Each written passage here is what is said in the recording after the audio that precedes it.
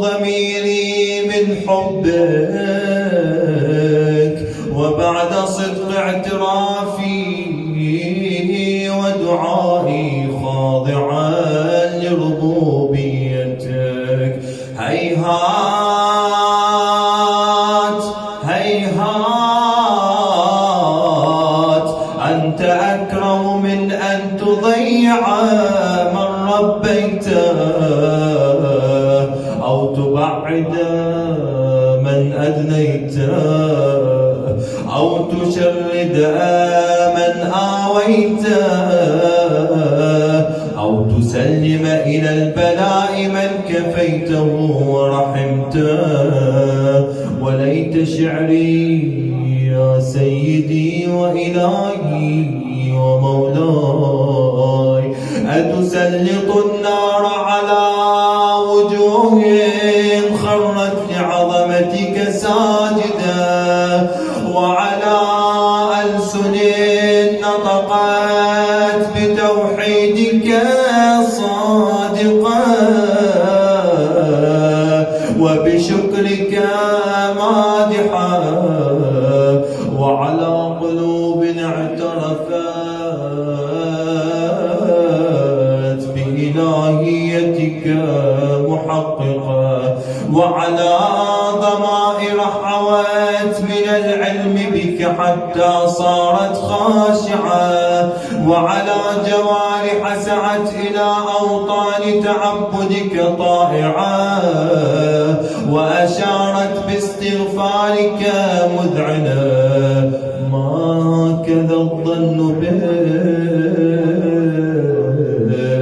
ولا أخبرنا بفضلك عنك يا كريم يا ربي، وأنت تعلم ضعفي عن قليل من بلاء الدنيا وعقوباتها، وما يجري فيها من المكاره على أهلها، على أن ذلك بلاء ومكروه قليل مكثور، يسير بقاؤه قصير مدته. فكيف احتمالي لبلاء الآخرة وجليل وقوع المكاره فيها، وهو بلاء تطول مدته ويدوم مقامه، ولا يخفف عن أهله، لأنه لا يكون إلا عن غضبك وانتقامك وسخطك، وهذا ما لا تقوم له السماوات والأرض. يا سيدي فكيف بي، يا سيدي فكيف بي، وأنا عبدك الضعيف الدليل الحقير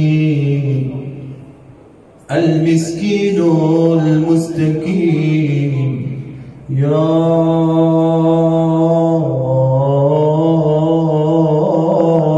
إلهي وربي وسيدي ومولاي، لأي الأمور إليك أشكو، ولما منها أضج وأبكي، لأليم العذاب وشدته أم لطول البلاء ومدته.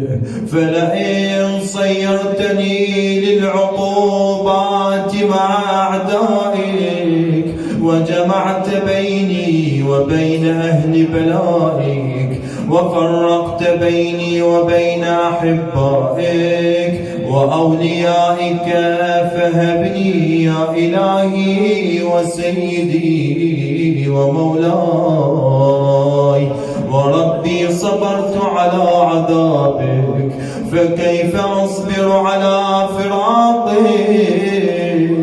وهبني يا إلهي، صبرت على حر نارك، فكيف أصبر عن النظر إلى كرامتك أم كيف أسكن في